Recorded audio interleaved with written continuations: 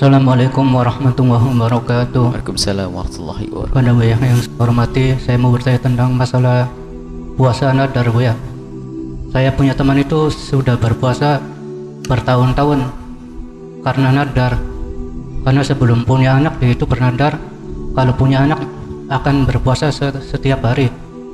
Tapi sekarang dia itu melendang Bu ya, karenanya capek puasa terus katanya tuh. Apa sih puasa ini bisa diganti atau bayar kifarat Bu ya?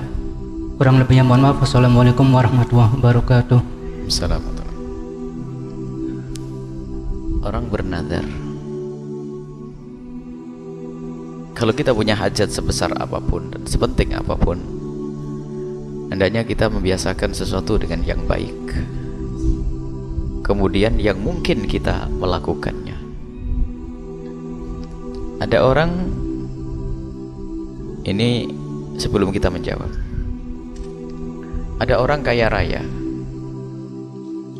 kemudian tidak punya anak, cuman karena rindunya kepada anak itu, ya mungkin itu bahasanya orang yang tidak terima dengan Allah. Daripada kaya begini gak punya anak, mending melarat punya.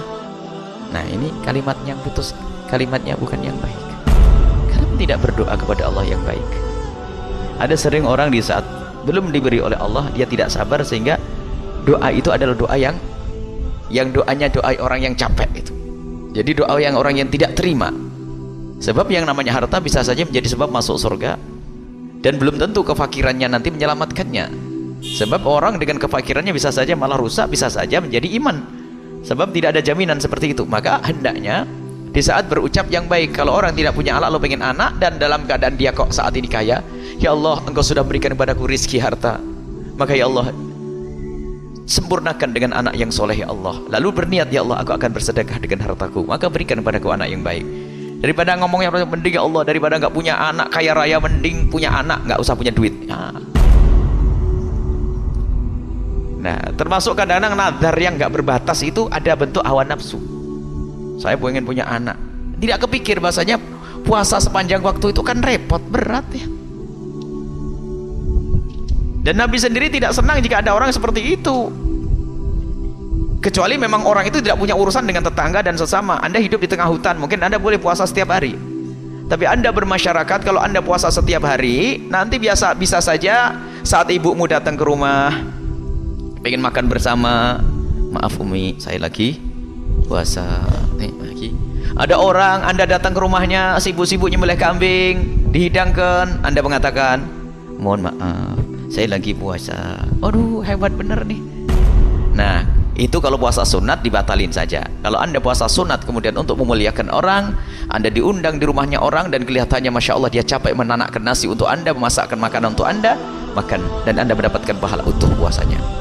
Kalau Anda mungkin bertemu dengan ibu Anda atau mungkin istri dan anak-anak, ngajak makan bersama, Abah makan, Umi istrinya makan, ngajak makan kepada Anda, makan bersama. Mungkin Anda pulang jarang pulang, Anda biasa Senin Kemis, lah kok kebetulan liburannya pas hari Senin, kebiasaan Anda adalah puasa Senin Kemis, kumpul sama istri sehari kok pas puasa. Nasib bener tuh istri. Batalkan puasa, nggak usah puasa Senin Kemis, karena atau untuk makan bersama dengan istri adalah sebuah kemuliaan. Islam itu indah. Lah kalau nadar memang harus dipenuhi. Makanya nadar itu yang wajar. Kalau nadar berlebihan itu nadar hawa nafsu. Kadang-kadang ngomong, suatu ketika ada orang ngomong, kalau sampai anakku begini aku akan berikan apaku, pokoknya tanahku di sana. Mungkin dia punya tanah luas, mungkin dia punya inten permata, mungkin dia punya kalung, pokoknya kalungku akan aku kasihkan. Lihat, giliran anaknya kembali, iya berat ya, ya. Tapi akan dituntut nanti di akhirat. Maka kalau berbicara itu harus dipikirkan, tidak boleh dengan nada emosi. Dia tuh orang punya mobil bagus ya, atau mobil bagus, dan dia masih seneng baru, yaitu gara-gara ribut sama suaminya, sampai kalau suamiku sudah nggak marah lagi, sudahlah mobil itu bapak dikasihkan ke mana, tak taunya suaminya balik, giliran balik lupa sak mobilnya tidak diberikan ya. Jadi kalau ngomong yang benar. Nah kan dalam bernadar sekalipun, nadar itu adalah diperkenankan nadar, karena Nabi juga mengajarkan nadar. Sayyidat Fatimah Zahra juga pernah bernadar, Sayyidina Ali juga pernah bernadar, dan para ulama pun pernah bernadar. Tapi nadar itu jangan jadi solusi terakhir. Nadar itu jangan dijadikan solusi pertama. Jadi kalau Anda ingin mendapatkan sesuatu, lakukan dengan sedekah. Atau dengan berpuasa, diniatkan apa? Diniatkan untuk dapat anak misalnya. Anda puasa, semoga Allah berikan kepadaku anak, karena tawasul dengan amal soleh. Sebab kalau orang tidak pernah melakukan sesuatu, baru melakukan sesuatu karena nadar, berarti nadar itu ibadahnya orang pelit. Nadar itu ibadahnya orang pelit. Itu ada nadar ibadahnya orang pelit. Dia nggak mau begitu kecuali pakai nadar. Jadi nadar baru nanti bersedekah. Jadi untuk seperti itu, maka selagi orang pernah bernadar, maka dia tetap wajib berpuasa kecuali di saat ada udzur, akan tapi memberatkan baginya. Nah, kalau dia ingin membatalkan nadarnya, maka dia harus ya, kalau saat-saat seperti itu. Jadi kalau orang melanggar nadarnya, maka dia gini loh, nadar itu ada dua. Nadar yang harus dipenuhi dengan sesuai dengan apa yang ia inginkan, maka harus penuhi. Nadar, misalnya kalau anakku selesai kuliah, maka aku akan memberikan hadiah 200.000, maka hendaknya dikeluarkan 200.000 itu ngutang, termasuk urusan puasa. Maka di saat dia tidak bisa memberikannya, maka jadi utang di atas pundaknya sampai kapanpun dia bisa. Lah kalau puasanya hanya 2 hari 3 hari, bisa dilakukan kapan saja. Ia bisa tunda kapan saja untuk berpuasa 3 hari. Cuman yang jelas puasanya menjadi wajib, dan dia hendaknya menyegerakan, karena utang harus segera dibayar. Sebab kalau sudah menjadi puasa nadar harus dibayar. Akan tapi dia baru boleh berbuka kapan itu? Di saat-saat ada udzur, misalnya dalam bepergian dan dalam keadaan sakit. Maka dari itu hendaknya jika ada bernadar-nadar yang benar, jangan nadar yang merepotkan diri Anda, tapi Anda tak dikhawatirkan nanti Anda tidak kuat.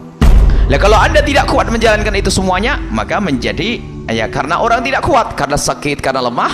Maka lihat di saat-saat seperti itu, maka hendaknya Anda membayar sesuatu, membayar denda. Sebab nanti ada nadar dimasukkan ke dalam bab seperti orang yang bersumpah. Orang yang bersumpah itu nanti nadar. Orang bersumpah, ada yang sebagian ulama menyamakan hukumannya seperti itu. Memberikan makanan 10 orang kemudian puasa 3 hari. Akan tapi yang paling utama dan pertama adalah penuhi sesuai dengan apa yang Anda nadarkan, seperti itu. Tapi yang lebih penting adalah petunjuk itu tadi, Bu. Jangan sampai para bapak kalau kita bernadar itu adalah nadar yang tidak dipikirin. Sebab kalau sudah menjadi wajib, jadi wajib. Kadang ngomongannya orang emosi. Sebab nadar yang tidak dipikirin itu nadarnya orang marah. Tidak boleh seperti itu. Nadarnya orang emosi, protes kepada Allah Subhanahu wa Ta'ala. Yang bahasa begitu. Nah, karena ada suatu ketika orang begitu, daripada nggak punya anak lalu kaya, mending melarat tapi punya anak. Bener, punya anak melarat, bingung lagi ya. Karena memang doanya doa jelek, kalimatnya kalimat yang jelek.